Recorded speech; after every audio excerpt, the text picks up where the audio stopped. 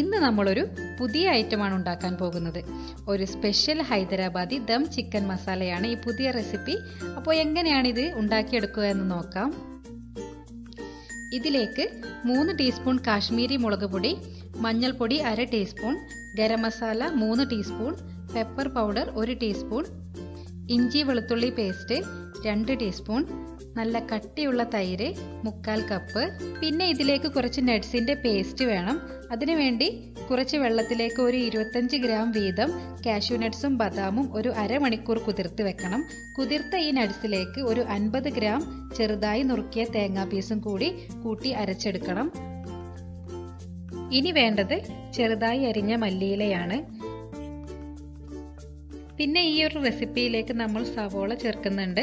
പക്ഷേ ഇത് ചെറുതായി അരിഞ്ഞതിന് ശേഷം ഓയിലിൽ നന്നായി ഗോൾഡൻ കളറാക്കി വറുത്തെടുത്തതിന് ശേഷം കൈകൊണ്ട് പൊടിച്ചാണ് ചേർക്കേണ്ടത്. അപ്പോൾ സവോള നല്ലോണം ഗോൾഡൻ കളറായി വന്നിട്ടുണ്ട്.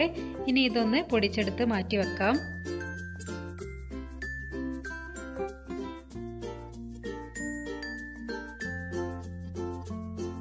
ഇനി നമ്മുടെ മെയിൻ ഇൻഗ്രീഡിയൻ്റ് ആയിട്ടുള്ള ചിക്കൻ മാരിനേറ്റ് ചെയ്യണം.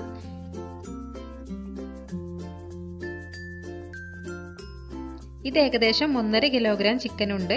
ഇതിലേക്ക് നമ്മൾ ആദ്യം അരച്ചു വെച്ച നട്ട്സിൻ്റെ പേസ്റ്റ് ചേർത്ത് ഒരു 10 മിനിറ്റ് റെസ്റ്റ് ചെയ്യാൻ വേണ്ടി വെക്കാം.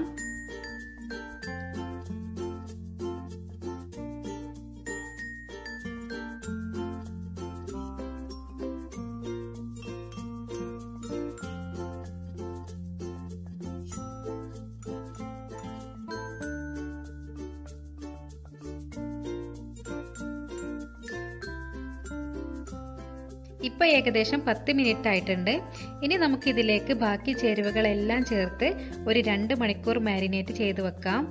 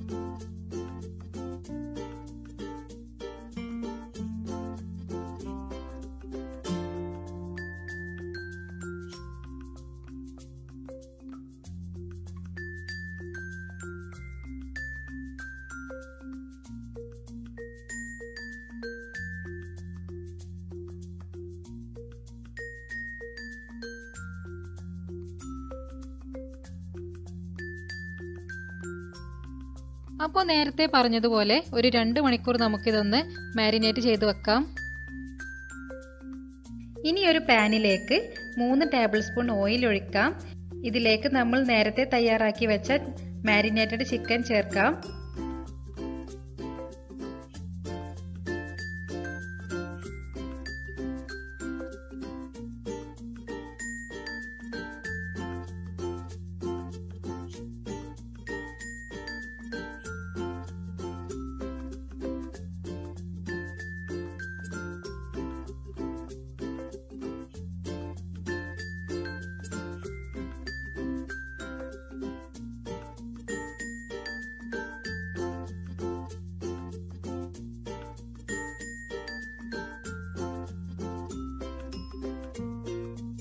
ഇതിന് മുകളിൽ ഒരു 2 ടേബിൾ സ്പൂൺ ഓയിൽ കൂടെ ഒഴിച്ചു കൊടുക്കാം. ശേഷം ഒരു 10 മിനിറ്റ് മീഡിയം ഫ്ലെയിമിൽ മൂടി വെക്കാം.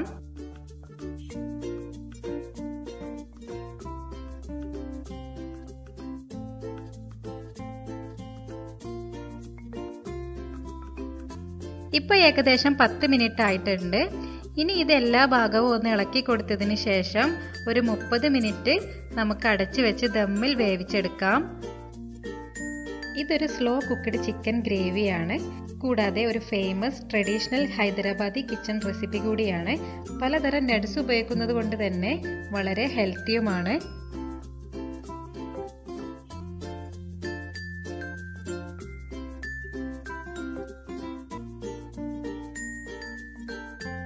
അങ്ങനെ നമ്മുടെ വളരെ ടേസ്റ്റി ആയിട്ടുള്ള ഹൈദരാബാദി ദം ചിക്കൻ മസാല ഇവിടെ റെഡി ആയിട്ടുണ്ട്. ഇത് നമ്മുടെ പൊറോട്ടയുടെയും കുബൂസിൻ്റെയും ചപ്പാത്തിയുടെയും നെയ്ച്ചോറിൻ്റെയും കൂടെ കഴിക്കാൻ പറ്റിയ നല്ലൊരു ഹെൽത്തി ഡിഷാണ്. അപ്പോൾ എല്ലാവരും ഒന്ന് ട്രൈ ചെയ്ത് നോക്കണം, മറക്കരുത്. മറ്റൊരു റെസിപ്പിയുമായിട്ട് വീണ്ടും കാണാം.